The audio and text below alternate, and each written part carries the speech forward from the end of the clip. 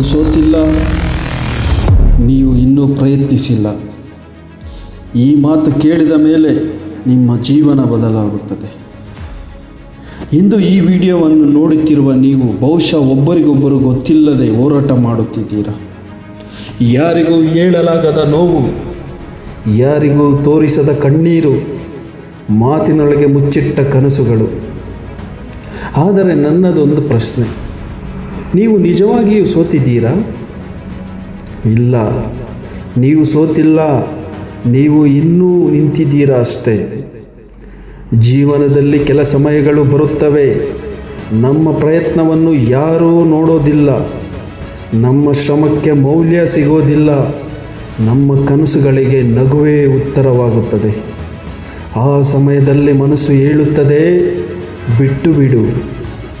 ಆದರೆ ಜೀವನ ಹೇಳುತ್ತದೆ, ಇನ್ನೊಮ್ಮೆ ಪ್ರಯತ್ನಿಸಿ.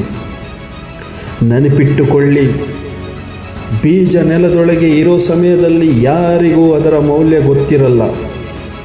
ಆದರೆ ಸಮಯ ಬಂದಾಗ ಅದೇ ಬೀಜ ಮರವಾಗುತ್ತದೆ, ನೆರಳು ಕೊಡುತ್ತದೆ, ಹಣ್ಣು ಕೊಡುತ್ತದೆ. ನೀವು ಈಗ ಬೀಜದ ಹಂತದಲ್ಲಿದ್ದೀರಾ. ಆರಬೇಡಿ, ಬೇರೂರಿ. ಯಾರಾದರೂ ನಿಮ್ಮ ಮೇಲೆ ಸಂಶಯ ಪಟ್ಟಿದ್ದಾರಾ? ಯಾರಾದರೂ ನಿನ್ನಿಂದ ಆಗಲ್ಲ ಅಂದಿದ್ದಾರಾ? ಸರಿ, ಅವರ ಮಾತನ್ನು ನಿಮ್ಮ ಶಕ್ತಿಯಾಗಿಸಿ. ಯಾಕೆಂದರೆ ಒಂದು ದಿನ ನಿಮ್ಮ ಯಶಸ್ಸೇ ಅವರಿಗೆ ಉತ್ತರ ಕೊಡುತ್ತದೆ. ಜೀವನ ಸುಲಭವಲ್ಲ, ಆದರೆ ನೀವು ದುರ್ಬಲರೂ ಅಲ್ಲ. ನೀವು ಇಷ್ಟು ದಿನ ಬದುಕಿದ್ದೀರಾ ಅಂದರೆ ನಿಮ್ಮೊಳಗೆ ಅಸಾಧ್ಯ ಶಕ್ತಿ ಇದೆ. ನಿಮ್ಮ ಕಷ್ಟಗಳು ನಿಮ್ಮನ್ನು ಕುಗ್ಗಿಸಲು ಅಲ್ಲ, ನಿಮ್ಮನ್ನು ಬಲಪಡಿಸಲು ಬಂದಿವೆ. ಒಂದು ಮಾತು ನೆನಪಿಟ್ಟುಕೊಳ್ಳಿ, ಇಂದು ನೋವಾಗುತ್ತದೆ, ಆದರೆ ನಾಳೆ ಹೆಮ್ಮೆ ಬರುತ್ತದೆ.